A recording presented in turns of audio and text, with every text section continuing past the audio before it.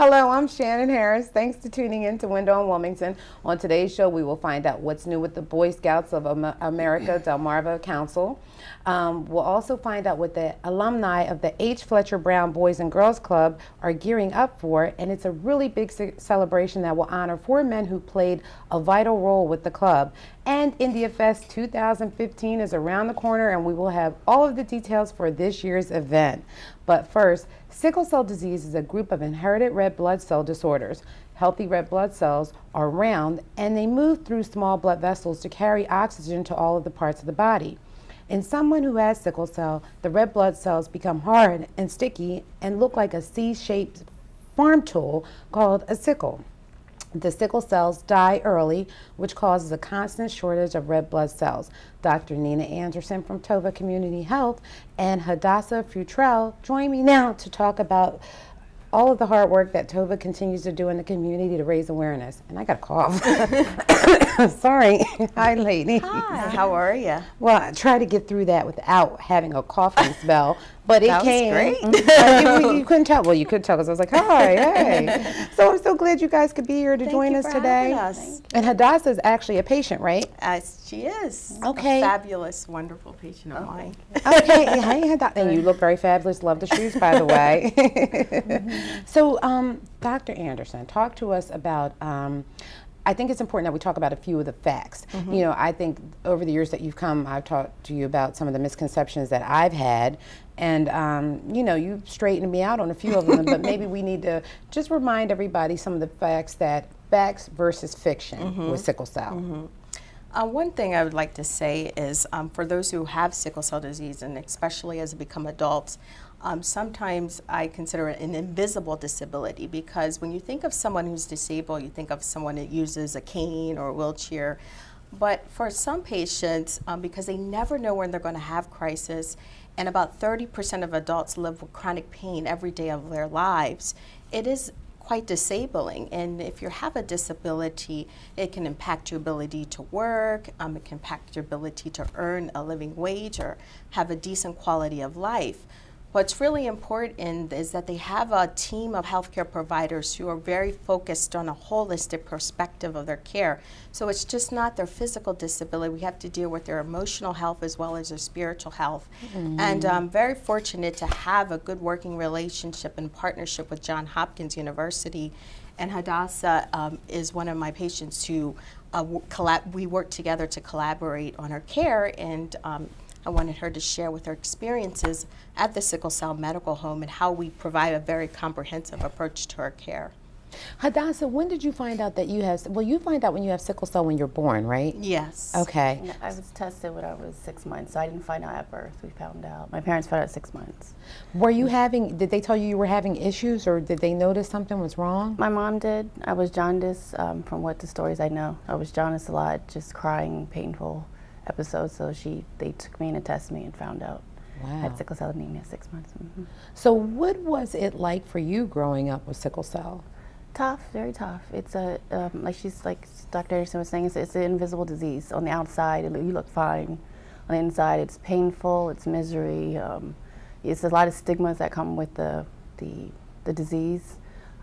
It can be anywhere from you're a drug addict to anywhere you're looking for medications. You just kind of get thrown back into the water.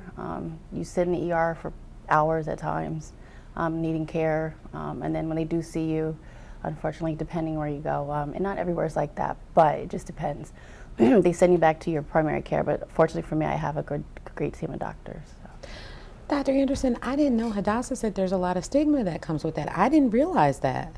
You know, that people would look at sickle cell as, you know, I would think that we would look at it as we look at any other, you know, ailment, you know, maybe a cancer or some other type of blood disorder. I didn't know people have a certain way that they think about it.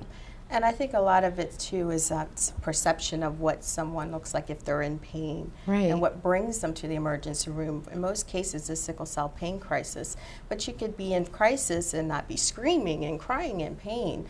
It doesn't necessarily mean that it's not something serious going on with your health. And we think about everywhere blood flows to the body, and if there is a lack of oxygen and nutrients that's inhibiting blood flow, that can be quite painful.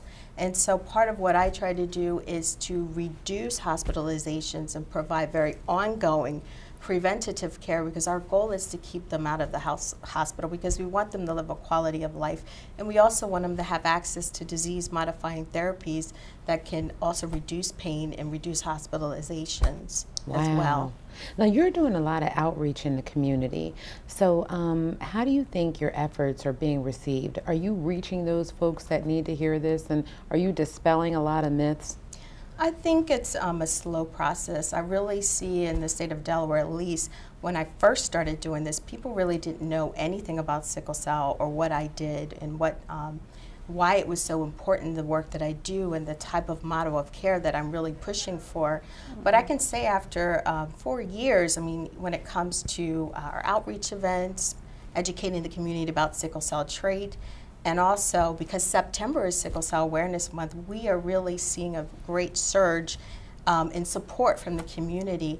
But I would say that because we don't have, or at least my organization always has a struggle with accessing resources and also developing partnerships with other hospital institutions here, it's something that is a work in progress. Right. Well, you know what? We have a PSA that you guys did, so let's take a look at that and then we'll come back, okay? Okay. All right. Camera and action.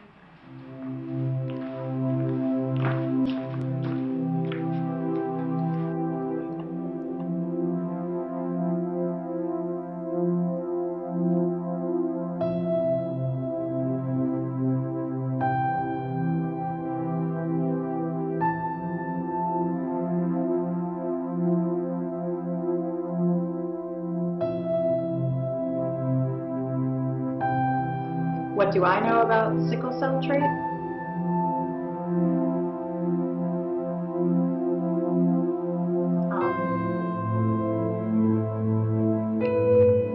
Nothing really. When I first thought was I thought I had a disease. I was like, I don't want to die.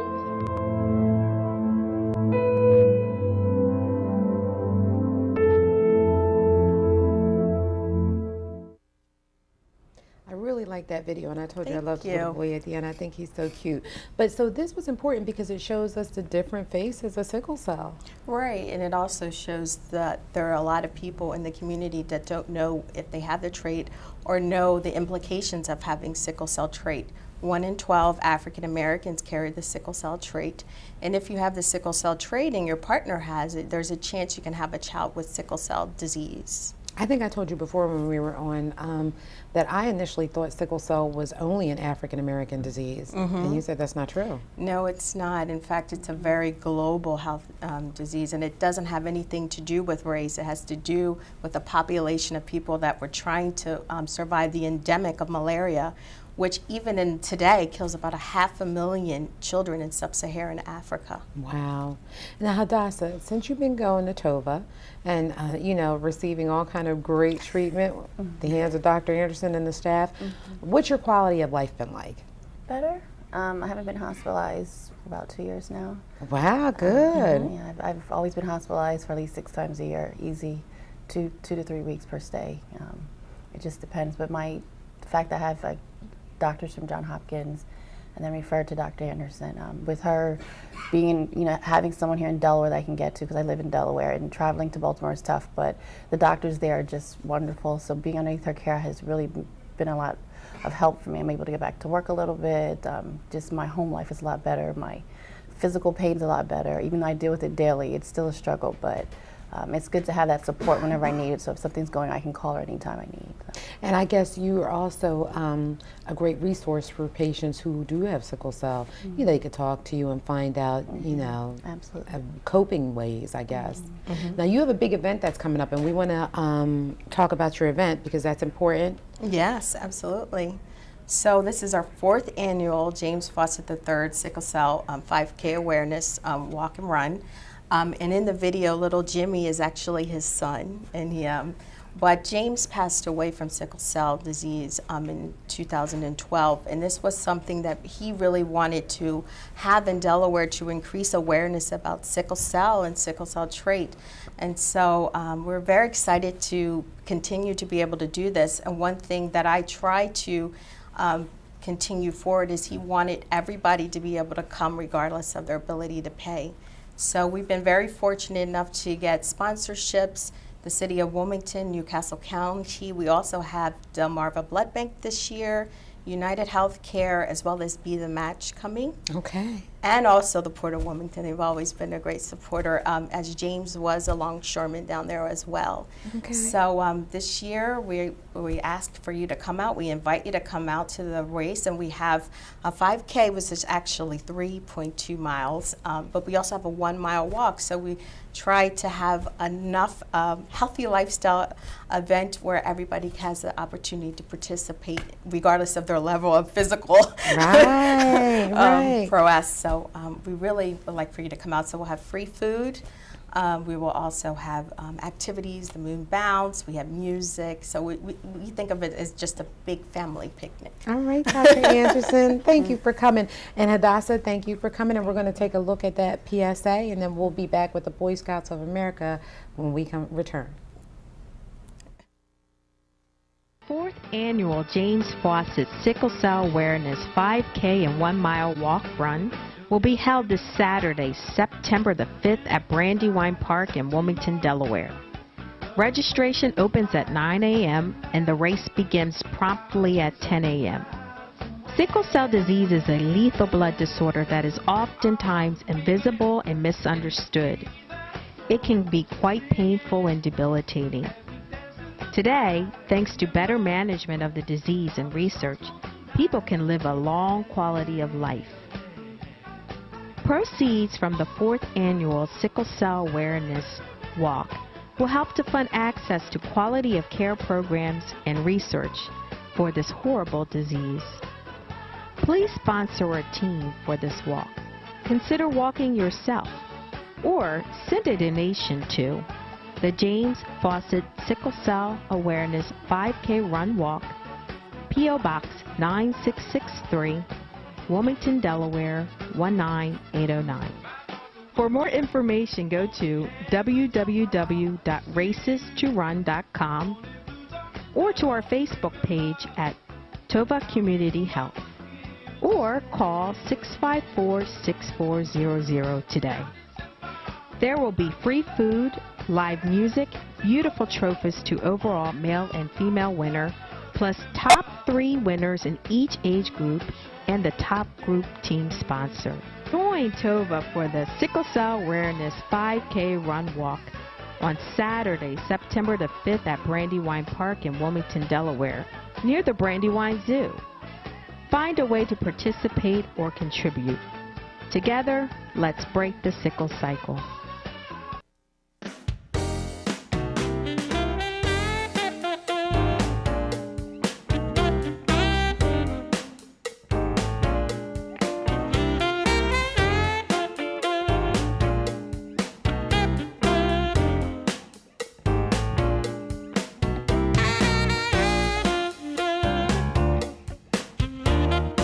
Boy Scouts of America is one of the nation's largest and most prominent values-based youth development organizations.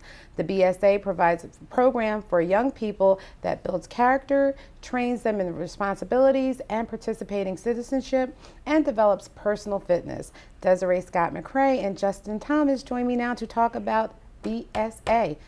And Justin has on his BSA uniform, and you have a lot of badges. Yay. Got a couple on there. Nothing compared to some of our dedicated volunteers out there that are watching the show and some of our kids. But you summed it up very well, what we do. But one of the things we always say is we're the greatest bait and switch program in America, because we don't tell kids to come out and get their character developed. We tell them to come out and have fun. Right. And we show them with positive adult role models. We get them out of their comfort zone, and before they know it, we've got good, healthy, productive citizens, and they just had fun learning to do it. Okay, I'm just going to ask, back when I was, okay, well, I won't say back when I was little and quiet over there, Pauls. But I used to see Boy Scouts everywhere, and now I really don't see them anymore. Sure. What a lot of people forget is our program just doesn't happen naturally out in where you're going to be. It happens in church basements, at den leaders' houses. It happens at our camps in the woods. We have 3 of them. They're great properties, but you would never drive over there on a natural day. You have no reason to go. So one of our challenges, the reason we're here today, is to tell you we are still here. We are still great. We're still the largest youth-serving organization in the country. And right here on the Delmarva Peninsula, we have about 10,000 families that are active in scouting. Wow, that's a lot. It's a lot. And those are the kids. And it's wide age range. We start in first grade with young men and their families and getting them engaged. And we go all the way up with boys until they're age 21, at which point, of course, we want them to become an adult volunteer. And we actually have ladies in our programs also. Starting at age 14, we have co-ed programs that are both high adventure based for the camping and rock climbing and canoeing, but we also have another program called Exploring that is about career exploration. So we've partnered with places like the Wilmington Fire Department, the Wilmington Police Department. That's nice. We've got a healthcare program with Christiana. So we have all types of things for really anyone out there. And we always say our programs range from just how do I fit in with my family and having fun with mom and dad to how do I become a leader, how do I become a member of a team, and we have a myriad of programs. And you know, it's more than what I thought. You know, I'm gonna be honest with you, Justin, until you just said, you know, the career-based, you know, showing them different paths that they can move in throughout life. I would just associate the Boy Scouts with, you know, going camping and going camping. And a lot of people do. A lot of our, and you'll see a video after this, but a lot of the messaging we're trying to communicate is scouting is for everyone. A lot of folks think scouting and they see the uniform and they think, I don't go camping. I don't build a fire. I don't do that. But there's so much more that we have to cover with them that really scouting is for everyone. And we want to give them a chance. And one of Desiree's roles, she works downtown here in kind of the inner city area where some kids, believe it or not, have never left a couple of block radius from their house. And so we want to give them some type of a life-changing experience they haven't gotten anywhere else. And this summer, and Desiree can tell you more, we've taken them like small trips down to the Kalmar Nickel to learn about the history of Delaware. We've taken them to the zoo and they get some behind the scenes tours. We've taken them down to the nature center. And for some of these kids, that's the first time they've been outside of their community. So it's that life-changing experience that they hadn't gotten anywhere else. They could. And we partner with some schools and everything. And I'll let Desiree tell you a little bit more about what we've got going on with some of our during school time programs that makes it even easier for kids to participate. And Justin's correct. We're over at Shortridge Elementary, and so that's one of our strongest packs. And so we run our pack meetings during the day. And of course, we have second, third, fourth, and fifth graders who attend this particular pack. And it works out extremely well. We'll be doing the same thing over at Warner, running the day program. So things are exceptionally well. Did you think it was going to be difficult moving into a more urban area, getting these kids involved with something that is basically non-traditional to their environment? It is, and a lot of scouting you have generational history where my father's father's father was in, but a lot of our outreach programs are targeted at kind of those. This will be the first generation of people that have been involved in scouting, and especially when you start looking at a lot of cultures that have moved here from a different country, they may have had scouting where they came from, they may have not, so it's really, they just don't know what it is. So instead of having to have the parents volunteer to lead something that they know nothing about, we actually have a part-time paid staff that goes to the schools, and they serve as the scouting leaders, just to kind of overcome that initial barrier to help the families become involved. Justin, you mentioned that PSA. I want to take a look at the PSA, and then we'll come back and we'll talk more about the things that scouts do. Sure. Okay.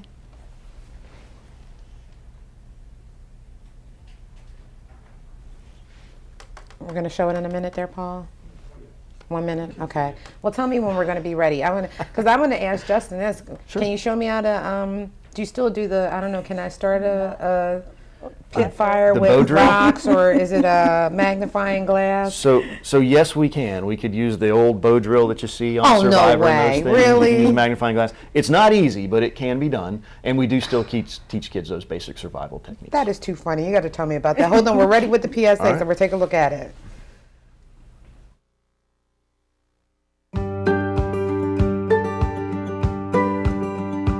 I'm pro bass fisherman Tom Reddington. My son and I joined scouting for the adventure of fishing and camping, from roasting marshmallows to seeing who can catch the biggest fish, there's nothing our family enjoys more than scouting.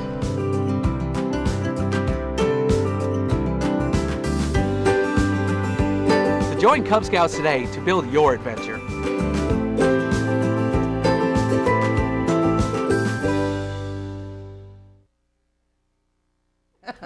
And wow, and we're talking about dancing and the Scouts. Which You were talking about dancing. Well, We were yeah, right. talking You were about talking about the Scouts, right? That is true. No, we were talking about you're going to show me how to start a fire with the, and the rocks. That is amazing, and I think I like that the Scouts are concentrate on, especially in this area, career paths for these kids. And you did touch on a lot of great things. These kids are exposed to things that are really non-traditional to them. And I think that's really important. Oh, absolutely. Again, our motto is life-changing experiences you can get nowhere else. And if we can provide that for 1 or 2 kids and show them that the world is greater than what they know right now, then we've done something good. Of course, we want to impact more than 1 or 2 children. Right. In order to do that, we need volunteers. You can volunteer to help us out with the Boy Scouts, whether it's full-time, part-time, you've got an hour here or there. We always need more positive adult role models for the kids to see. And it's amazing to see their eyes light up whenever they learn something new. So whether you want to volunteer, whether you want to have scouting come to your church or your neighborhood, give us a call. We're right here in the Community Services Building on West 10th Street. You can swing by anytime. You can check out our website. And you can also go to beascout.org. If you're a parent out there and you want to find out how do I get my son involved, anywhere in the country, you can type up the website, beascout.org, put in your zip code, and it'll show you the closest scouting program to you along with some contact information. So we've tried to make it very easy. And I got to ask you before you go,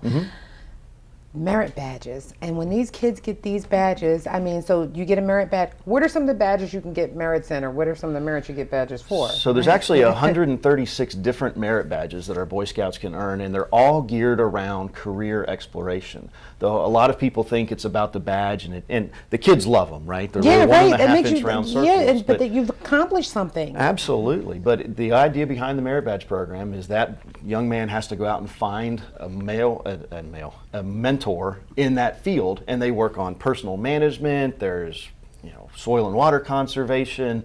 I think we retired beekeeping merit badge there. But if you can think of anything, science, we have chemistry merit badges, we have robotics, computer programming, all kinds of good stuff. He had a couple of merit badges he was thinking of over there. That's Paul. I mean, I don't know.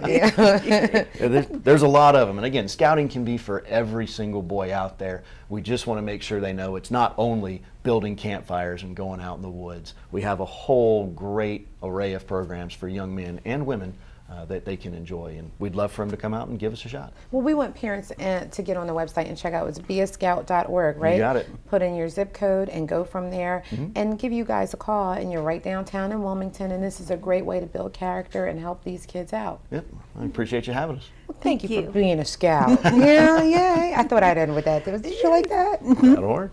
I appreciate it. All right, We're good. Guys got to come back. Don't take your mic off yet. We might want you to stay, Justin. Where you going? He wanted to leave. I know. It's okay, Justin. I just thought you were shuttling somebody else in. And I won't overstay my welcome on the first try. Well, that's it. You get a TV badge. There you go. So we're giving you one. Yeah, there'll be a new one. We'll make one. Now after I say goodbye, then you can take off your badge, take off your mic, and then we're gonna go. Sounds all right? good. All right. We'll be right back with H. Fletcher Brown Boys and Girls Club after these messages.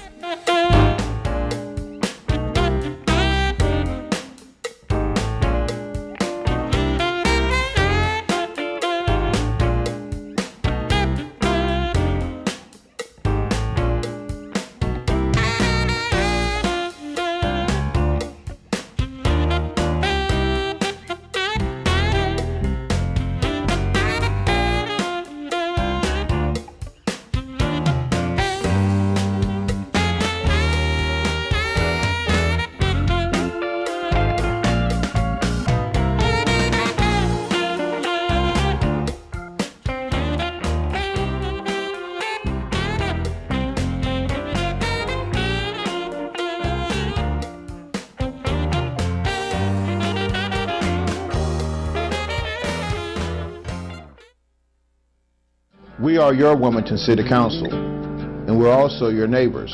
We're asking you to let us know about your community events achievements, concerns, and issues. That's why we created a special email address that will connect you to all of us in City Council. Drop us an email about things going on in your neighborhood with Community Events 22 at wilmingtonde.gov. That's Community Events 22 at wilmingtonde.gov. You wanted to be a teacher when you were little, but things changed. Teaching didn't seem that cool anymore. So you decided to become something else. But what would your 12-year-old self say? Amazing things are happening in teaching, so it's time to put it back on your list. Don't try to convince yourself otherwise. You had it right the first time.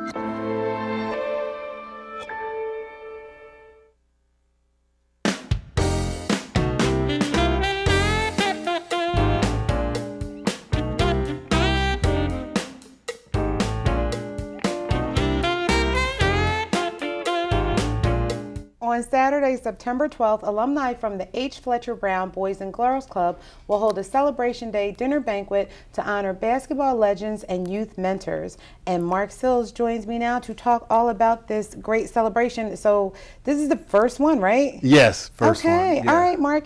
So why are you holding this celebration? Well, we wanted to honor them. Our committee is made up of Kenny Henson, Stan Hill, Nate T. Watson, Rob Brown, and myself. We decided 7 or 8 months ago that we think we should honor them because they did great things in the community of Wilmington and Brown Boys Club and Jackson Street Boys Club, and I don't think they've been really appreciated. Now, we were talking about them, so who, because there's 4 men, right, that are basically being honored at this banquet, right? Yes. So who are they?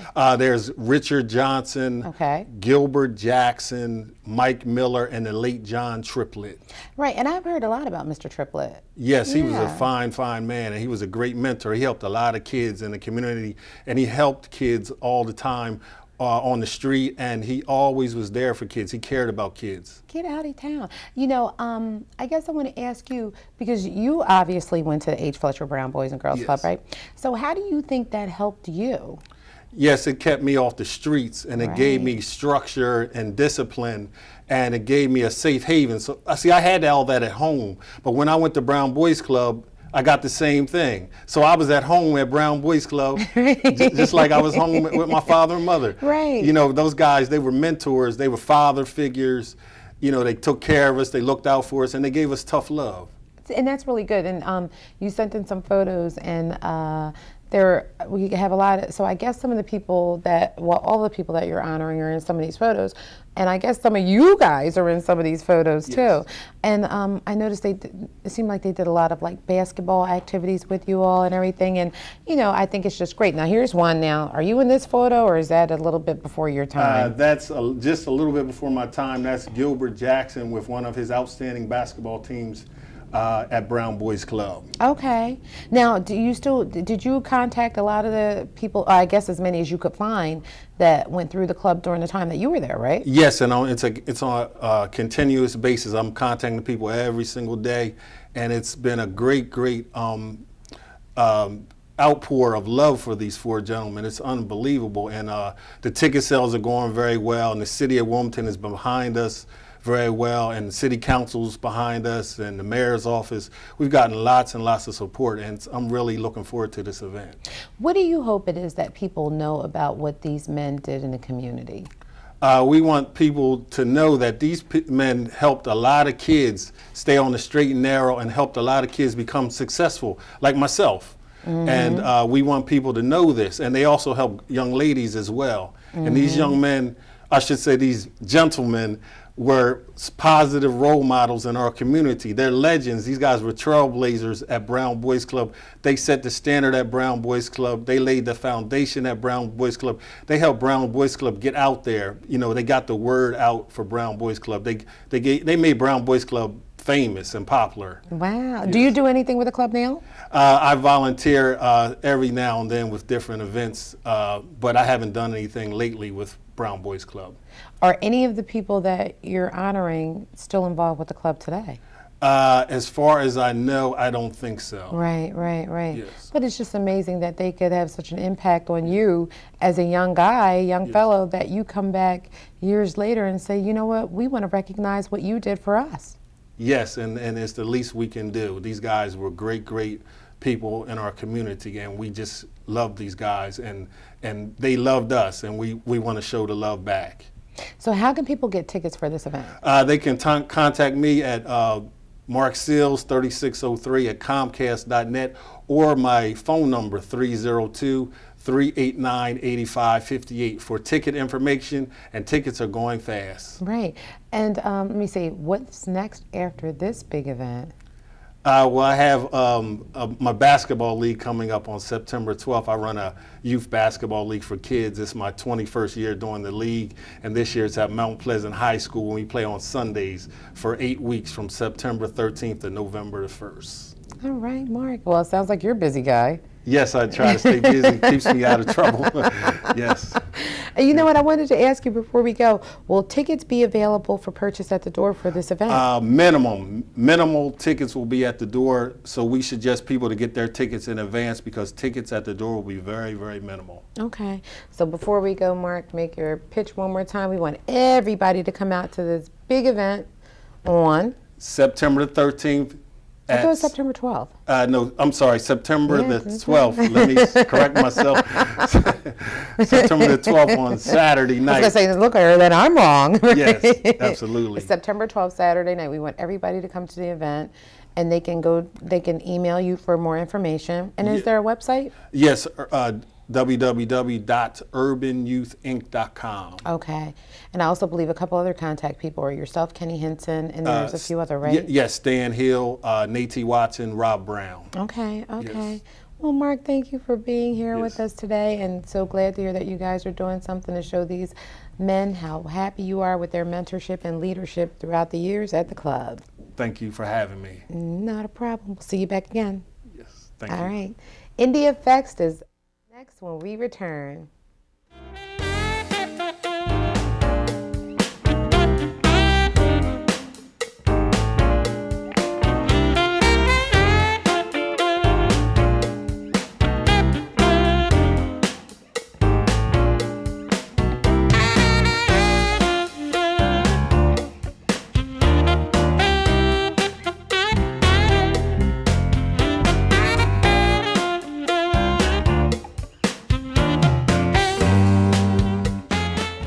Thank you for calling your GED Pep Talk Center. All right, now, are you ready for your GED Pep Talk?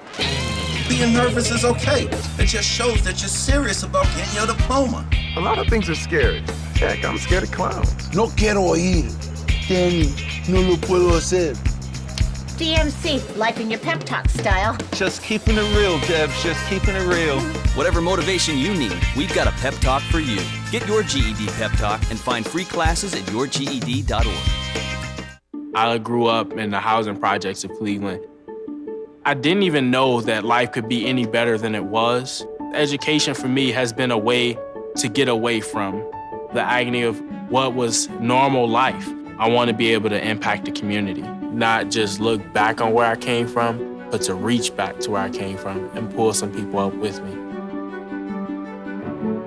My name is David, and I am your dividend.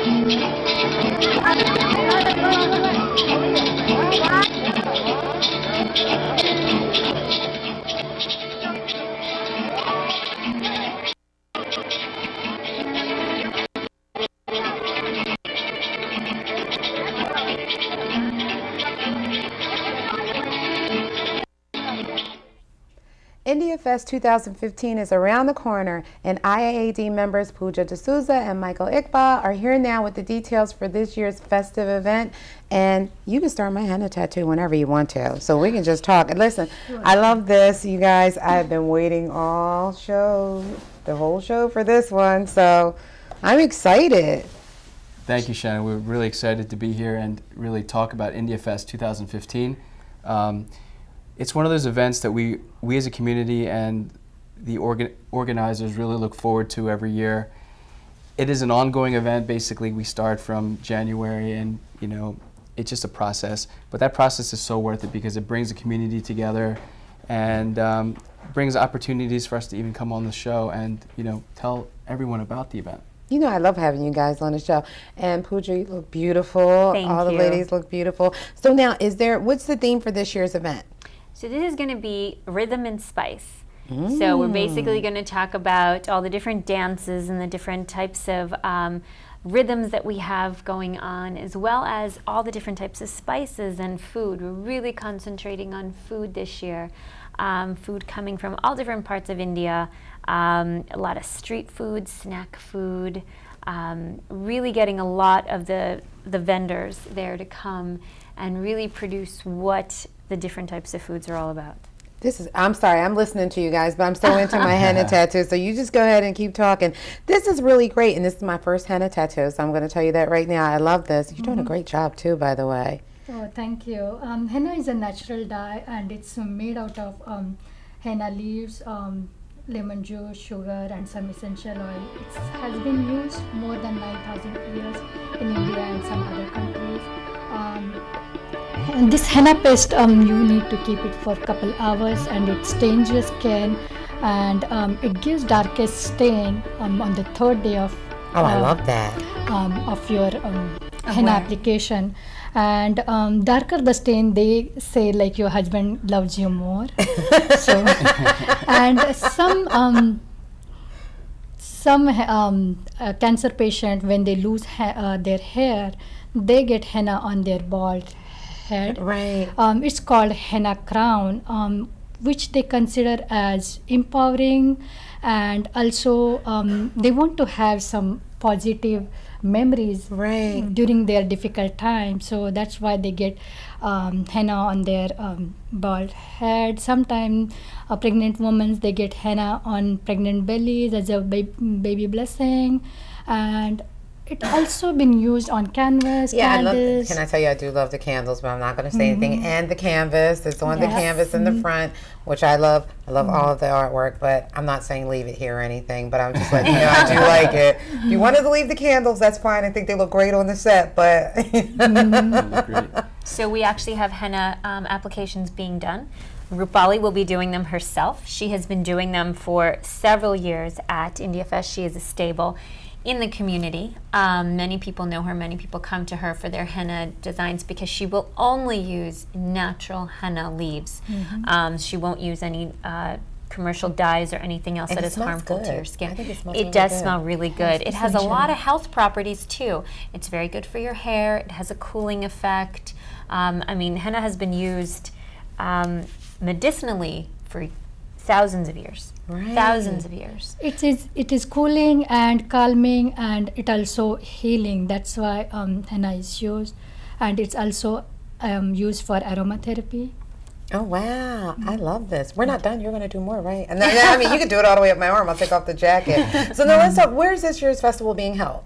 This year's festival is being held at the Bob Carpenter Center at the University of Delaware. We'll be starting around noon and then continuing on into the evening. And one of the biggest additions we have for this year, Michael, I think we can talk about, is the Garba night, which is happening. IAD is doing something totally off of its normal thing and getting more people to come in.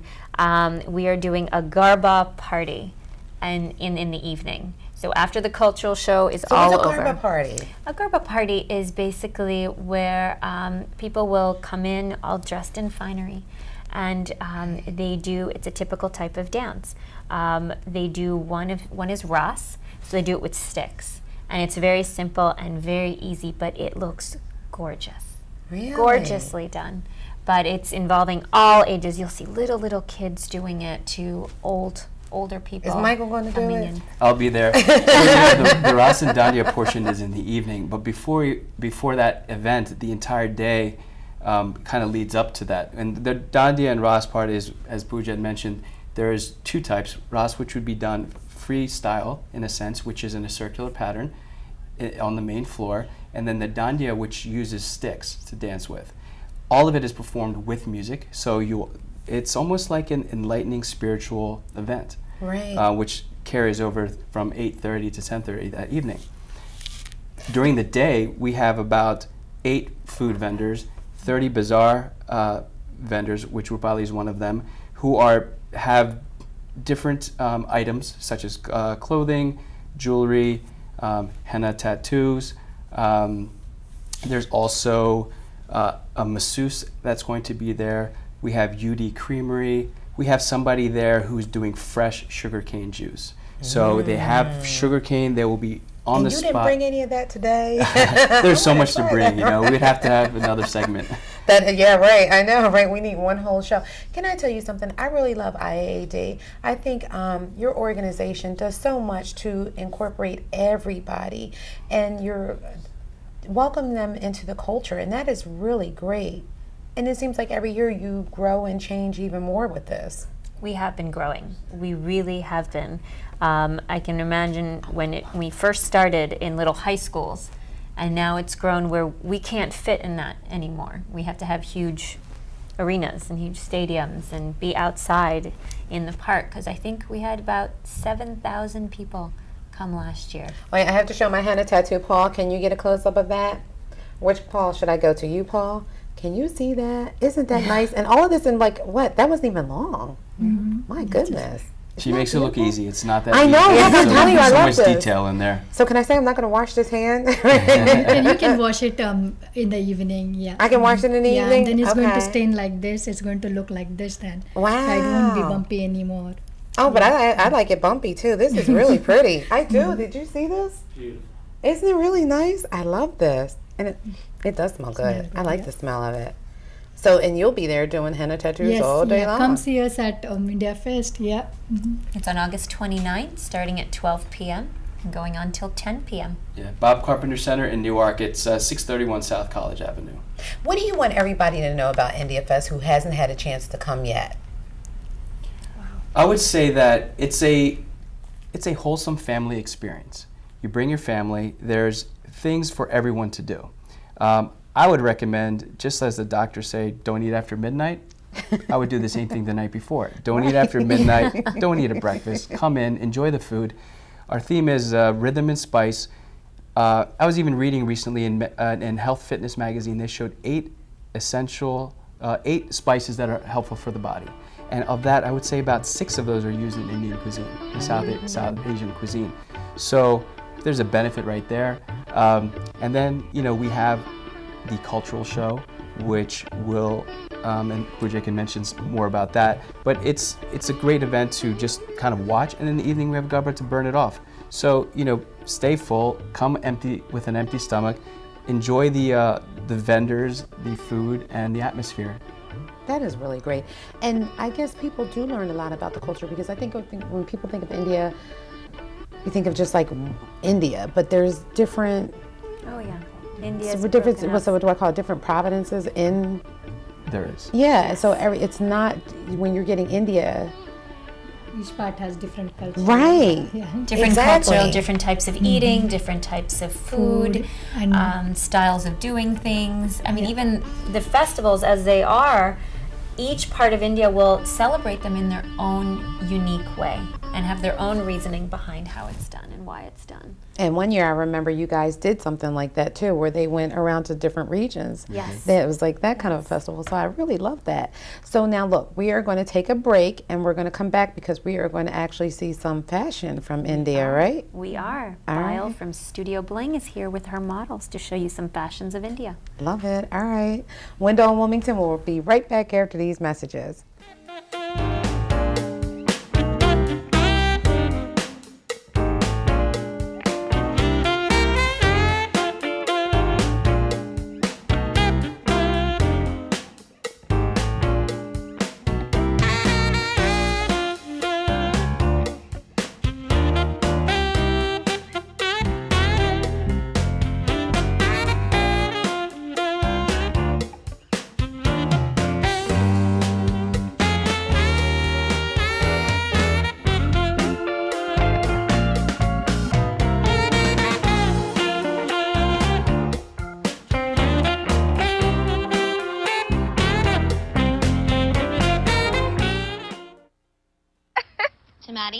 Congrats on paying off all those student loans. Finally, right? How'd you manage that anyway? I started tracking my spending, changed a couple of habits.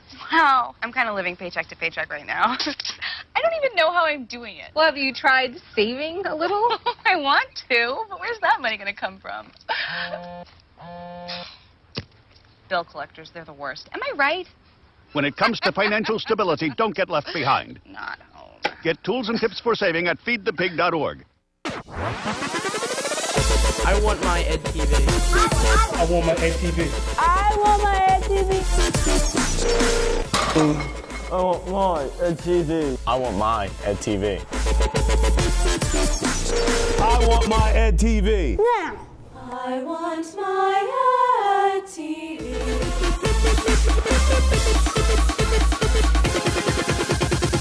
I want my Ed TV.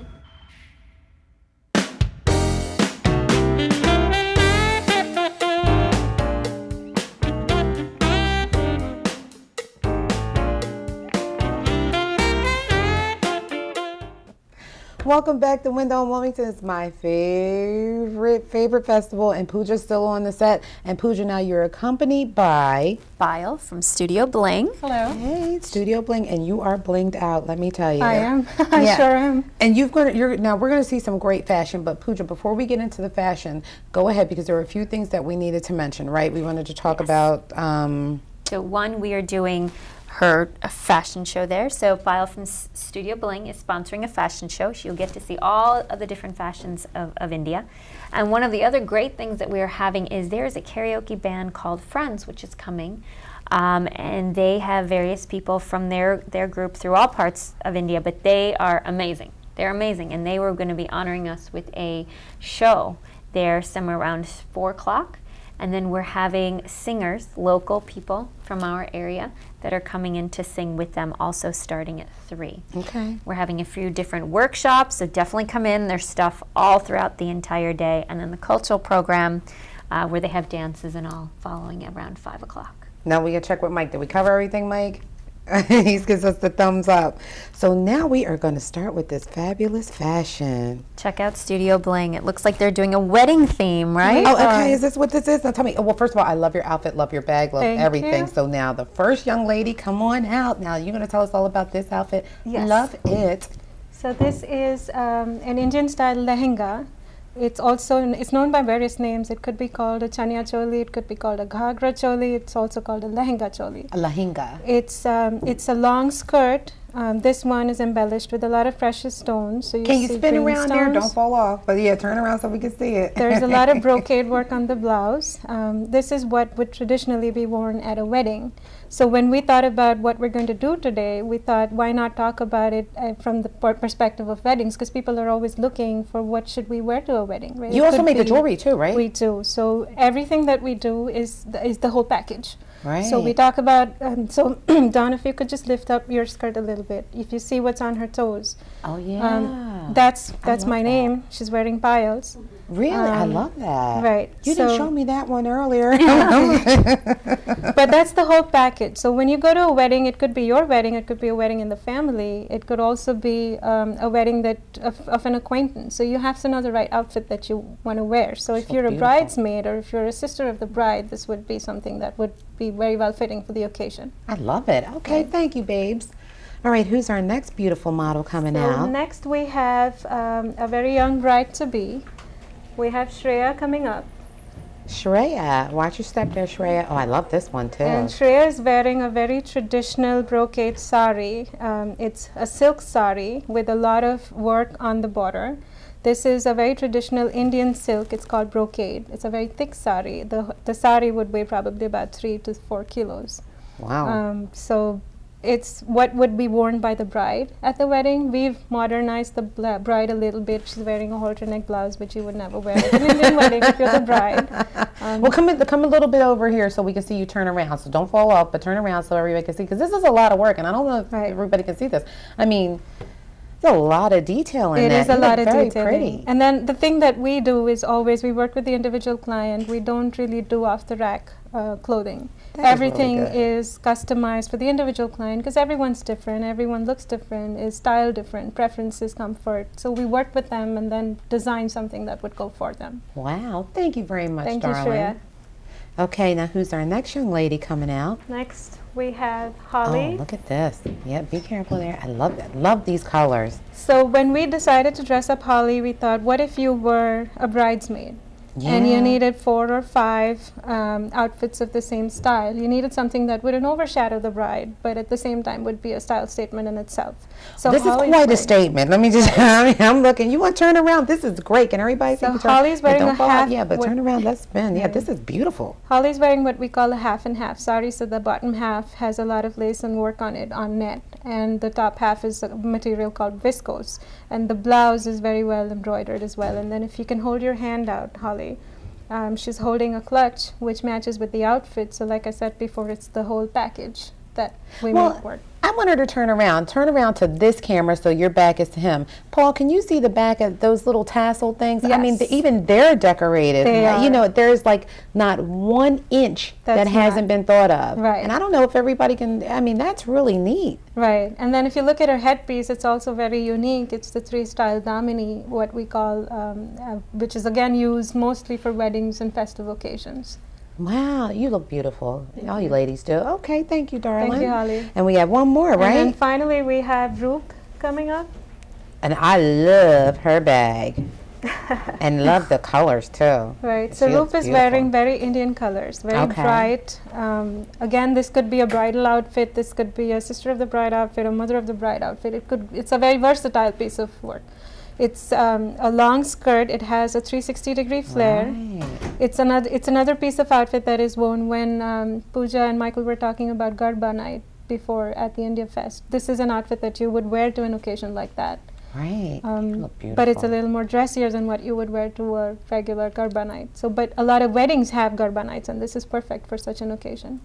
Right, She and then looks Roop great. on her hand, if you can hold your wrist Yeah, out. hold the she's wrist out. wearing a Let's Paul palmlet, get that. which is again a very unique piece of jewelry. It goes well with Indian clothes, but goes just as well with pants. Oh, I'd wear that Or a all skirt, day. right? Kind of, I wear Exactly. every piece of jewelry you guys have on in here today. Yeah, we try to keep things versatile. If you wanted to put a cami on top of the skirt and drop the dupatta, drop the blouse, you could make it into an Indo-Western kind of outfit. Let me ask you that the thing that's hanging on the back, that little, what is that? Can you turn around to that camera so he can see? What is that? Because I've noticed it's been on a couple of them. Yeah, if you could hold it up so he can get it. This is called a latkan. So normally when we do our blouses, they're very broad, and if we don't have anything to hold them up, they would droop off your shoulder. And when you're in a wedding or in a dance or in any kind of occasion, you want to be comfortable. You don't want to be worried about, oh, this is falling off my shoulder, or is, Right. you know. So we have something called, so Roop, if you can turn around again, I'm going to hold your hair up so everyone can see. This is called a dori. So we have this to tie the ends of the blouse together so it doesn't droop off the shoulder. Once you do that, one option would be just leave the bottom of it. But why Right. leave it? Right. Why not decorate it? Oh, yeah, it's Right. decorated. And that's why we add I love these it. latkans. Just adds to the outfit. Yeah. Exactly. Can you wear these clothes after the first time? Because like, so it's wedding attire. Can you wear it again? Absolutely. Why not? I mean, we don't go, I mean, your own wedding outfit. So one of the things that we always try to think about is affordability. You want to spend money on your wedding outfit, but you don't want it to be so exorbitant that, you know, you would buy one and then not buy another outfit again for years together. The other thing is it has to be flexible and it has to be versatile. So by flexible, I mean, like I was saying before, you drop the dupatta, have a nice decorative cami over it, and you have an Indo-Western outfit, which you can wear to a nice summer party. So now, somebody coming to India Fest, you'll be there with your We will be fashions. there. I mean, can you design something for somebody? Absolutely. Really? That's what we do. Like I said before, we don't really do off-the-rack clothing. We do every piece of ours is custom designed for a client, keeping the client in mind. So we work with them because we believe everybody has their own style and everybody knows somewhere what they want, but they don't really know how to connect the dots. That's where we come in.